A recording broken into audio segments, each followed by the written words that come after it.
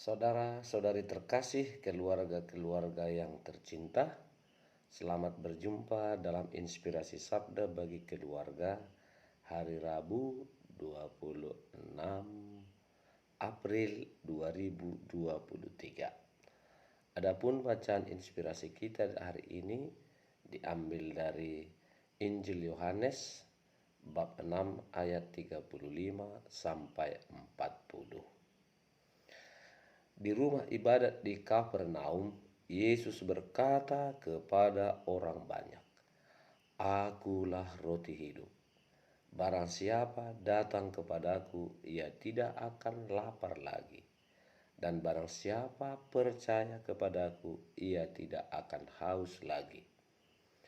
Tetapi aku telah berkata kepadamu, sungguh pun kamu telah melihat aku, kamu tidak percaya. Semua yang diberikan Bapa kepadaku akan datang kepadaku, dan barang siapa datang kepadaku, ia tidak akan kubuang. Sebab aku telah turun dari surga, bukan untuk melakukan kehendakku, tetapi untuk melakukan kehendak Dia yang telah mengutus aku. Dan inilah kehendak Dia yang telah mengutus aku, yaitu supaya dari semua yang telah diberikannya kepadaku jangan ada yang hilang, tetapi supaya ku bangkitkan pada akhir zaman. Sebab inilah kehendak Bapakku, yaitu supaya setiap orang yang melihat Anak dan percaya kepadanya beroleh hidup yang kekal, dan supaya aku membangkitkannya pada akhir zaman." Nah, saudara-saudari, keluarga-keluarga yang tercinta, hari ini Yesus memperkenalkan diri kepada kita sebagai roti hidup. Adakah roti yang dapat berbicara atau roti yang dapat berkata-kata? Adakah roti yang dapat memberi kita sesuatu yang membuat kita menjadi seperti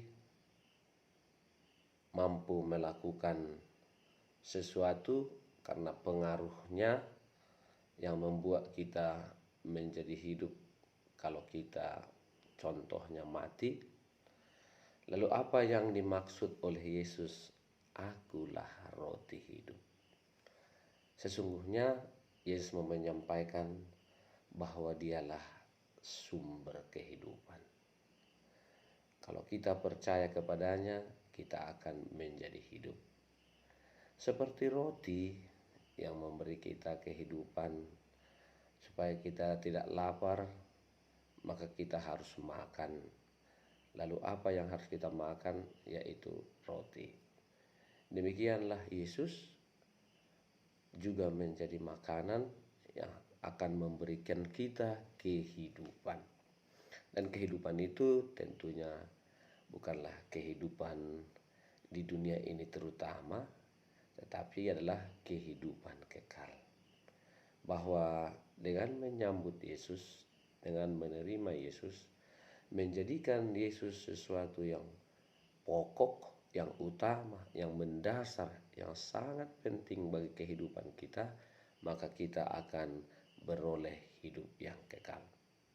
Dan memang makanan yang diberikan itu adalah makanan yang tidak akan membuat kita lapar lagi, yang tidak akan membuat kita haus lagi, tetapi kita akan kenyang selama-lamanya. Kita tidak akan haus lagi untuk selama-lamanya, karena kita sudah memperoleh yang paling bernilai, makanan abadi, minuman abadi, yaitu Yesus sendiri. Dan semua orang dipanggil untuk ikut masuk, terlibat dalam upaya untuk mewujudkan hidup kekal itu. Dan itulah panggilan Yesus dari Bapaknya, supaya setiap orang yang dipercayakan Bapa kepadanya tidak ada yang hilang, tetapi semua beroleh hidup yang kekal. Nah, betapa bernilai saudara-saudari hidup kita di hadapan Tuhan. Karena itu Dia mengutus putranya ke tengah-tengah dunia ini supaya setiap orang, tidak satu pun binasa. Dengan kata lain, semua orang akan diselamatkan. Namun tentu dibutuhkan juga kemauan, kesiapsediaan, kerelaan orang mengikuti Yesus, percaya kepada Yesus, melakukan apa yang dikehendaki Yesus, seperti Dia juga melakukan kehendak Bapa. Kalau kita melihat Yesus, kita percaya bahwa kita akan melihat Bapa, Tuhan Bapa pencipta kita. Nah, saudara-saudari terkasih, keluarga-keluarga yang tercinta.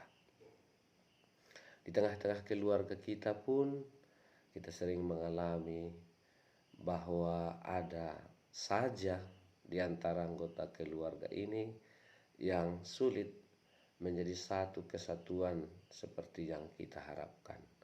Menjadi satu keluarga yang kompak, menjadi satu keluarga yang akrab, menjadi satu keluarga yang harmonis.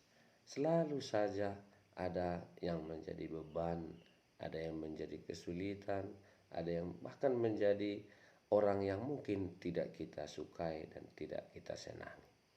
Belajar dari sabda Yesus hari ini, kita diberi semangat, diberi kekuatan untuk selalu mempersatukan, selalu berusaha untuk membuat tak satu pun dari keluarga kita terbuang.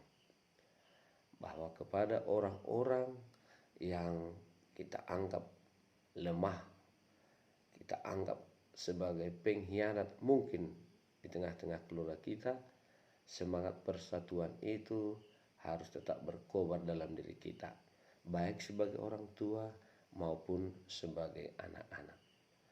Demikian orang tua bisa menjadi roti hidup juga bagi anak-anaknya dalam tanda petik. Orang tualah menjadi sumber kehidupan, sumber keselamatan, sumber perdamaian, sumber sukacita.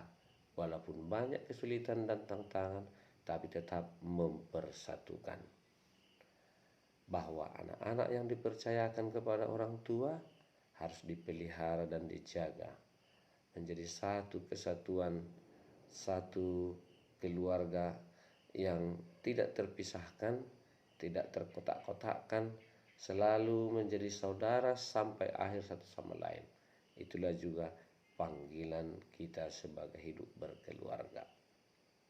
Maka mudah-mudahan saudara-saudari dalam situasi sulit pun yang kita alami, seperti para rasul juga dalam bacaan pertama pada hari ini, mereka mengalami banyak penganiayaan karena percaya kepada Yesus. Tetapi mereka tidak mundur, maju terus. Justru kesulitan itulah menjadi awal kebangkitan, penyebaran dari karya keselamatan Allah di tengah-tengah dunia. Mereka dianiaya di satu tempat, tapi mereka pergi ke tempat lain, dan di situ mereka diterima dan bertumbuh. Demikian dalam kehidupan keluarga kita, walaupun banyak kesulitan, tantangan, karena perjuangan yang kita mau tegakkan, kita mau kembangkan sebagai keluarga Kristen, bisa saja kita menghadapi banyak kesulitan berkaitan dengan kesetiaan, berkaitan dengan ekonomi, bahkan berkaitan dengan pewartaan iman kita sebagai orang Kristen. Tetapi kita harus percaya bahwa disitulah kita didewasakan, dimatangkan.